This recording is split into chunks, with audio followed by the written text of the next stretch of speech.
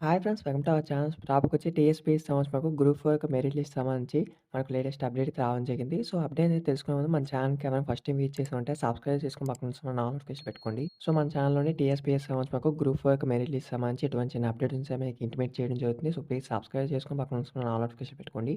So, వీడియోని ఏమైనా like చేసి ప్లీజ్ లైక్ చేయండి. మీరు లైక్ చేసి సపోర్ట్‌గా ఉంటుంది. సో, ఎంతమంది వరకు గ్రూప్ 4 రిజల్ట్స్ కోసం వెయిట్ చేస్తున్నారో లైక్ రూపంలో తెలియజేయండి. సో, మన మెయిన్ మ్యాటర్‌కి వెళ్ళిపోతే మనకు వేటి న్యూస్‌లో అయితే అప్డేట్ అయితే ఇచ్చారు.